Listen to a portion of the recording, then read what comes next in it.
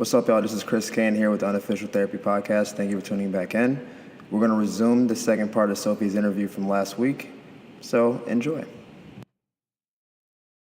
I mean, yeah, I've been dating and whatever, like meeting different guys, and I feel like I have a necessary guard up now. I kind of like see through the BS.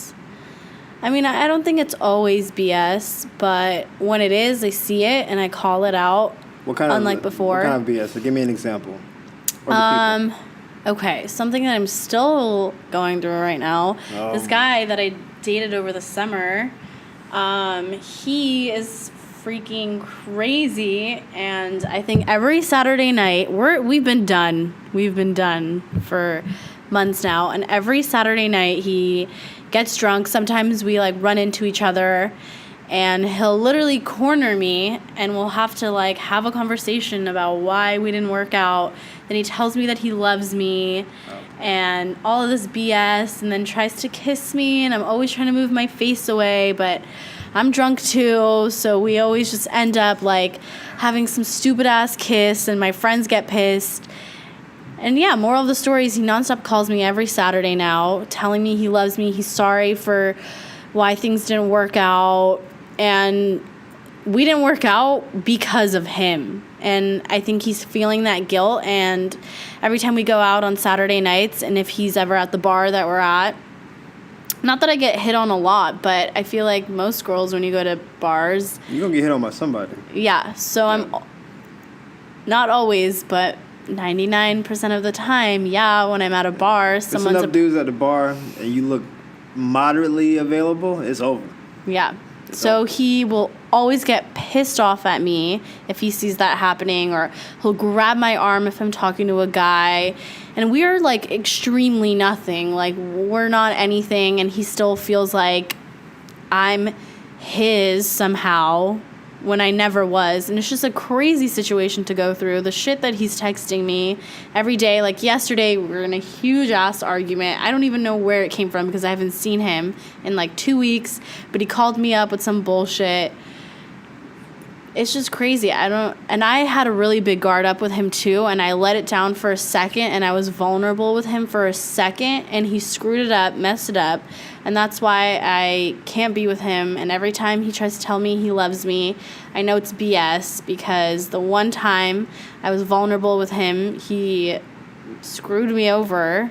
So I feel like this is all stuff I've learned just from experiencing stuff with my neighbor. I just know that it's just kind of BS most of the time. But this sounds like there's a lot of stuff in that story. I don't know, maybe I attract like crazy ass dudes. I'm saying this dude sounds like he's a little unstable, and I have a number of questions because you went on for a second. I'm trying to think of one. All right, let's start from the get-go. Yeah. How did you meet guy number 2? We over the summer, me and a whole bunch of my friends, there was like 25 of us, we all went to Vegas, and he's my twin sister's boyfriend's frat brother, so he came along in our group. But yeah, I knew like months before Vegas that he thought I was cute and was interested in me and saw me around. So I knew going into Vegas, okay, I'm going to have a potential there, someone who's interested in me, so I'm going to try and get to know him, see if I'm into it as much as he seems to be into it. And he was so nice in Vegas. He was awesome. My sister and her boyfriend, of course, were in Vegas drinking and doing stupid shit. They got into a fight, and he totally took my sister and I's side and helped my sister and her boyfriend out with their fights and whatever. I'm pretty sure, well, I was at the time, I was pretty sure he was going to be a good guy, so I gave him a chance. We went on a few dates, and then, like, the night that we, like, went to a party together, and I was taking him home, and we, like, hooked up in my car, and he never talked to me ever again after that, and it was weird because he was so into me before that, calling me all the time, like, wanting to hang out with me, making plans with me. And as soon as you, like, give in, he stopped talking to me, and then we saw each other maybe a week later, and I'm stubborn as hell. Like, I am not going to text you. You can text me. And I see him a week later, and he's yelling at me, like, why didn't you text me? Like, I was waiting for you to text me. Stupid bullshit. Ever since then, I just don't take him seriously. Never hooked up with him ever again after that. And that happened July 4th. July 4th was when we hooked up. And still to this day, we're in October, he calls me at least once a week or texts me some bullshit about how he loves me, he misses me, and I'm the one who did something wrong, and I owe him this apology for ruining things. Yada, yada, yada. Crazy shit. So this sounds like a nuisance, right? Yeah, sounds like he's it going is. I can't escape him because he's a part of my group. So it's like you gotta start. I think we've identified an issue. This group dating is not. That's not for you, because here's the issue. Dating in a group is like dating at work, and I've dated at work a number of times, and I'm not gonna whatever. It usually does not turn out well. Yeah, no. And there are times it's turned out okay, and when you have a group, just like you have coworkers, you're around those people more than you're around other people. So it seems more likely than not you're gonna end up with someone you work with just because of time spent and whatever. You, in this case, if you're now 0-2 for group dating, and this new dude sounds a little bit crazy, just based on the way he told the story. Yeah. I mean, there's probably two sides to it. He is crazy. But okay, I'm not refuting it. It sounds crazy. My question to you is, could you not like block his number and stuff? So yeah, okay, I can. So even if you saw him in real life, that's one thing, but you don't have to get the drunk calls and texts and stuff. You can eliminate that part of the nuisance, right? Yeah, I could block his number. I could do it. Why haven't you? I don't know, because I just feel like I don't know. Honestly, I have no reason. I'm just stupid sometimes, and I don't do things. I just feel like if I blocked him and he keeps calling and texting me and realizes I don't answer, and then when I see him at a bar, I feel like situations are going to be even worse because he's going to be fighting with me about why I blocked him, and then, I don't know. I'd rather not have that kind of confrontation. Most of the time, I don't even answer his texts, and I'll just, like, brush it off, and he'll say some bullshit like, why didn't you answer?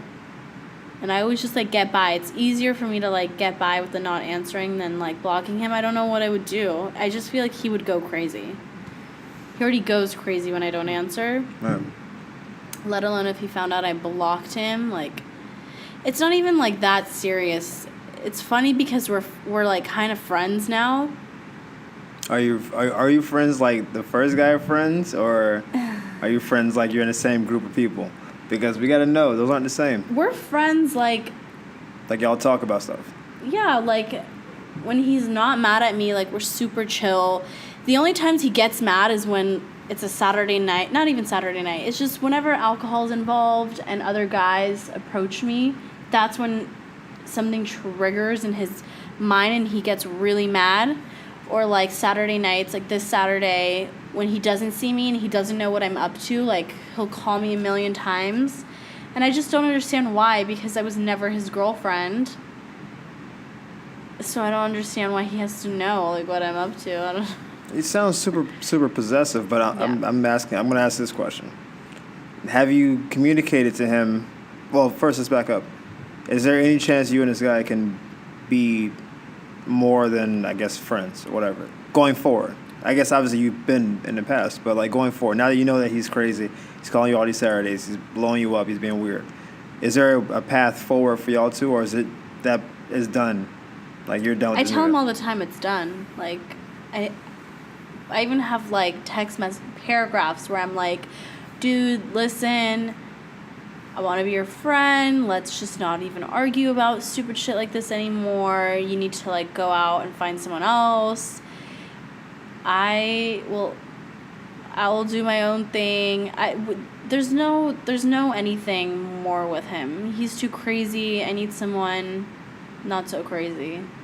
I can't deal with that. Okay. So no future with him. Because I'm asking that question because I've mentioned this to previous podcasters. When you're talking to a guy and you're trying to, like, break away from him, right? Guys feed on hope. It's a weird thing. I don't know if women do, too, but I know guys do. So what will happen? Let's say you and I dated and we broke up, and I hit you up with a question like, "Hey, do you still love me or do you still care about me?" And if you answer yes, even if you're with a new guy, even if you moved away, I know on some level there may be a path forward for me because you love me, and I can always play on that. Come on, you said you love me, and I can kind of like weasel my way back in. It's a effed up tactic, but this is what guys do. So as long as we feel there's hope, he's going to keep messing with you, which tells me that when you told him no, we're not going to be together going forward, you've said it probably in a way to be polite, to try to manage the friendship or try to be, cool about it. But you gotta, if you want him to really stop, you gotta X out all hope, which means you usually have to be kind of mean, which sucks because most women. I'm not a mean person. Listen, you don't have to be a mean person, but you don't have to put up with this. Yeah. I have this conversation with women all the time.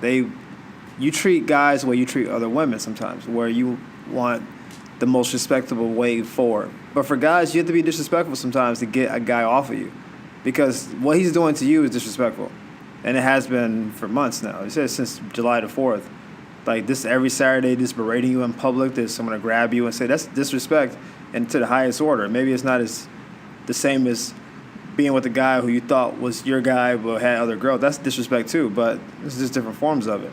No one should disrespect your space or your time the way this guy is. So, yeah, it would be mean to be like, dude, get the fuck away from me before I get people involved. I'm not doing this. We're not doing this. We were never anything. Get over it. And it's going to hurt. He may even cry if he's drinking. And you're going to feel kind of like a bitch for a second. But what's going to happen is that all those texts and those phone calls are going to stop because you've extinguished hope. I'm not even attracted to you. I met somebody else. Blah blah blah. You got to X out all hope. And when you do, I bet money those phone calls and texts stop, because like you said, he'll corner you. You guys are arguing, and you'll end up making out again. So each time you relapse, you're giving him hope. It may be even just like a drunk hope. It's like I gotta get her drunk and then argue, and then we're gonna end up making out, and then they'll just get it out. Just be cutthroat and cold-blooded, and it's gonna suck because it's gonna feel like you're doing something really wrong. But all you're doing is protecting your own self-interest over his disrespect.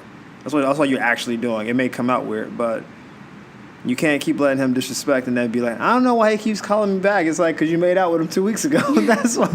I'll tell you why, because he feels like if I keep doing this, one day she would just like break down and, oh, okay, cool, let's give it another chance, and then he's in there. But if you really don't want that, cut the head off the snake. You got to be cold. Cold. I'm sure you got girlfriends that have been cold to guys before. Hey, you can have this dance? No. Fuck no. Get away from me. You're ugly. Blah blah. And it's like, and then you have girlfriends who. I'm mean to him though. Like, I'm really mean to him. The way I text back and like I don't answer, and most of the time at bars, like I'll like when he pulls me away from other dudes, like I'll either like get his hand off of me or I'll walk with him and then I'll walk right away, like away from him. It's not like I'm like so nice. I don't want like bad beef with someone that I know I'm gonna see around. So that's why I just try to keep him like cool and like whatever, like no fighting. And every time he does argue with me, I like cool him down for a little bit. But here's my point though. You say you want to keep it cool, you don't want any beef, but you guys obviously still have beef because he's still doing this. So he just needs to find someone else. Like he's isolated himself because he's studying for the LSAT. So he just like stays home, and then Saturday nights he goes out with my friends or our friends. So that's when like he sees me. Like I don't think he's really meeting anyone else, and that's why he cares so much. That's not, again, you're rationalizing bad behavior. You're excusing something. This happened once or twice. I'm with you. You said this has been 3 months. This isn't some new occurrence. This is, let's say he's done it 10 times. Like that's a lot of times, yeah. And you're like, I don't want a weird friendship dynamic, but you have a weird friendship dynamic right now, doing it your way. It's like things may be cordial Monday through Friday, but then Saturday comes around, you're dreading Saturdays. Now it's like, oh boy, I know this guy's gonna call me up on some dumb shit. Now you go out trying to have a good time meeting new guys, and you can't because he's around, and he's gonna like bodyguard. Like, oh, sorry, she's with me, and then be that guy, and that's not friendship. That's what that is. Like you're tolerating a bad kid. Yeah. You ever see parents in the mall or at a store and their kid is just going crazy and the mom's like, she doesn't even see it, like the kid's knocking stuff down and she's like, doo-doo-doo-doo. She's looking up at the sky and stuff on her phone and you're like, whose kid is this? Instead of being like grabbing the kid and be like, hey, chill out, you're letting him run wild, hoping that he runs himself out and that eventually it'll like be okay. But you got more power than that. You can put the brakes to this. Like, listen, dude, I know you got a lot of stress going on, but this shit has to end. If next time you text me, I'm blocking your number, and I'm not going out with you. So find somebody else. It's LA. Go find somebody. If he looks halfway decent, there's options. If he's willing to spend some money, he got more options.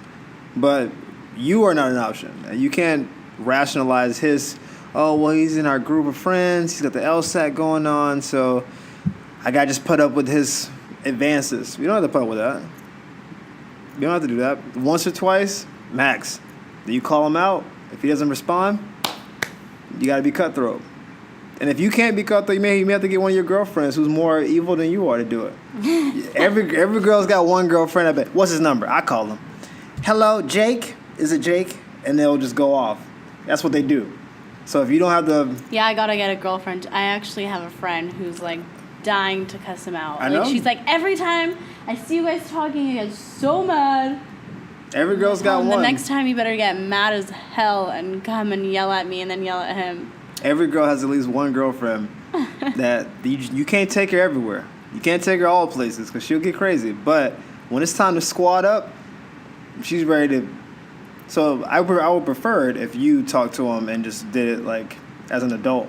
But if you need somebody to step in for you, don't be afraid to recruit some outside help. Definitely next time I see him, I'm going to try it out. I'm going to like put my bitch mask on and I'm just going to be rude and I'm going to be honest. And I'm always honest though with him. Like I tell him like, listen, I'm over it. I'm over this whole situation.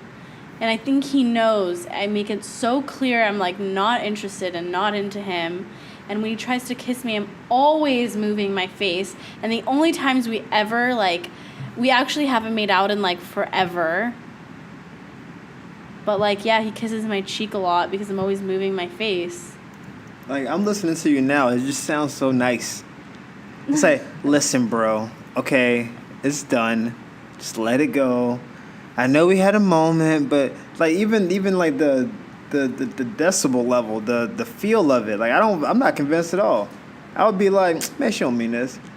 Like, and it's. Could you imagine me like being mean to someone though? Like I don't. I can imagine you getting a phone call on Saturday night, being berated by some dude. Literally, he like yells on the phone too, and I just hold my phone like far away from myself. I still hear him yelling. When I hear it stop, I'm like, okay, you done? You're gonna calm down now. You don't have to put up with that. Like, I know. It's not necessary. I mean, I haven't answered his phone calls in so long, except for this weekend, because he kept calling me at 3 a.m. and I could not sleep. So that's... And I texted him. I didn't even answer the call. I texted him and I said, yo, I am sleeping. We can talk tomorrow. And then the next day I texted him and I'm like, okay, now that none of us are drunk, we're awake, it's the next day. He was apologizing. I'm so sorry. I didn't mean what I was texting. I didn't mean what I said. I have a drinking problem. Always an excuse with guys too, I've noticed. It's always an excuse when you're doing wrong all the time. Listen, there's no justification really for the life he's living. And there's even less justification for why you're putting up with it. And I think he tries to make me feel guilty for a lot. Like, he's always telling me, I got kicked out of the house. Like, I'm sad right now. Like, don't be mean. And then I have, like, this sweet little innocent, naive heart where I'm like, ugh, you got kicked out. Okay, I'm sorry. And I can't be mean to him when he's already, like, having a shitty-ass week or day. Like, I don't want to shit on it even more. I feel bad. But I should start feeling bad for myself, I think. See, you took words out of my mouth. That's what the podcast is here for. So you're trying to, this is all I know that, self-esteem though. shit. Like, yeah. you're trying to make excuses for his bad behavior and saying... I'm always making excuses for all of these fucking guys. I'm always Stop making excuses for them. Excuses for them. Stop making excuses for these dudes. They don't deserve it. They don't. If he's out of pocket, it's almost like, like we all have, like I have siblings, you have siblings as well. There's times when your sisters are probably out of line and you need to check them. And like in public, you'll be like, no, it's my sister. I'm standing behind her. And then behind closed doors, like, yo, you was wilding out earlier. Well, I have brothers and I have a sister. And there's times when I'm socially not going to criticize any of them, really, because I don't want that being out there. But behind the doors, I'm like, hey, man, you cutting up a little bit. And you got to be able to, you can't excuse behavior because of being nice or from love or whatever it is. Like, if somebody's messing up, they're messing up. And if you're giving them chances to get it right and they haven't gotten it right, it's like, how many chances do you give them? That's why I said 1 or 2 times if he called you, okay, whatever. But once that 3rd, 4th, 5th time, it's like, that's on you now. Like, he's out of pocket for sure. But the fact that you've allowed it this long, you out of pocket too. You're almost as bad as he is. Cut this dude off. I'm such a dummy. It's not even a dumb thing. I think it's all very connected. Right, like just like with the first guy, he treated me like this and that, and I allowed it to happen. So you didn't let that happen again. So you learned, in like a relational sense, to have more self-worth and respect or whatever. This new situation with guy number 2 is like your next test, right? The first guy when he is a test. This second guy's your test. How much did you really learn? Because now you have a situation where a guy's disrespecting you, he's doing this, he's doing that. You have a chance to put your foot down. You're like, no, I'm not doing that. I'm better than this. I'm more adult. And then you can pass that test, and then you'll meet another guy, and you'll keep going forward. Right now, you're failing the test number 2. I'm not failing. Kind of failing. It's a low D right now. It's not. Let's put it this way. If this was a college course, they'd be like, have you made summer arrangements to retake this class? You'd be like, oh, shit, now I was going to go to the Bahamas. It's like, not till you finish this class. Because if the test was my self-esteem and self-worth have both gone up, I'm a stronger person now, then you wouldn't be allowing this guy to do what he's doing to you. That's really the test of it, right? It's real cool to say shit. I'm strong. I'm Beyonce, independent woman. You doing the turkey neck thing. That's just cool to say. People like talking about how tough they are. This is a practical application of it. Let's see. And if this is happening, it's like, it's been going on for months and months, and there's no end in sight. I guess I got to deal with it. I got to say you failed the test in that regard. But you can always pass it. There's no, time limit. You can hit this guy up, I don't know, a couple days from now and be like, hey, don't call me on Saturdays. Don't be on that dumb show. You can just block his number. You can pass the test. It's an ongoing thing. But you have to acknowledge the fact that I'm not passing the test now. So I got to tighten up. Because you're stronger than you were, but maybe there's still levels of strength you need to go through. Definitely, yeah. I feel like this guy number 2 is an isolated situation. Like, he's like his own category of guy. And I think, I don't know. I don't want to make an excuse for him. That's it. That's it. Don't you do it. I'm not gonna sit here and let you pee on my leg and tell me it's raining. I'm not gonna do it. Hey, no. He's crazy. Yes. He's crazy. He's crazy, and you've allowed the craziness to fester, and you got to own that. And maybe you don't want to. You were like, oh, he's another crazy dude. I just attract crazy guys. Listen, you probably attract some level of crazy dude, but the length of time you deal with a crazy dude is all on you. If he's crazy when you meet him, he just met a crazy guy. That's not your fault. He did tell me he loved me after 2 days. Ugh. And that should have been a deal breaker. I know. Right? And I kept telling him too, I'm like, dude, no you don't. I don't That should have been this siren. And I would ask him, what do you love about me? And it was always physical traits, and I'm like, great. That would have been a deal breaker. That was the deal breaker. I mean, I didn't take him super seriously before that, but it wasn't like he was saying he loved me and then didn't act like it. He said he loved me, and I feel like maybe he didn't love me, but he really did like me a lot because he was really, really nice to me, treated me really, really well up until the night of the 4th of July thing. Man. So I believed it only because of the way he was acting. Like, he was just really, like, into me and, like, told me, like, would text me, like, I don't know. I'm naive. I mean, look, this guy sounds like he was good at playing whatever game he was playing, so don't feel like you're going to meet a lot of guys like this. These guys are, there's a lot of information out there in the world for how to, like, con and get over. It's hard to distinguish when it's a real feeling and a fake one. Like, how was I supposed to know he didn't actually love me? Well, you should have known because it was how early it happened. I know, but he, like, kind of... You can like somebody. He kind of knew me for, like, months and months and months. I didn't know him until Vegas, but, like, he was my twin sister's boyfriend's frat brother, so, like, my twin sister would always talk about her twin, so that was me. I didn't hear stories about him because who's telling me stories about him, but he's always hearing about me.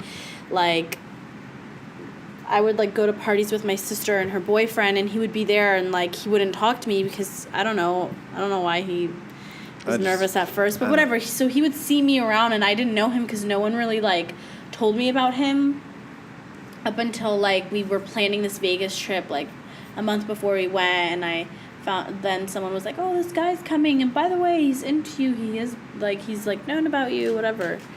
So I don't know, I feel like he had, like, a sufficient amount of time to, like me, but I think he, liked me more physically than anything else because of how fast he was, like, falling for things. I'll ask you this question, because I ask guys the same thing. When he told you he loved you, how'd you feel, like, in your stomach, like your gut?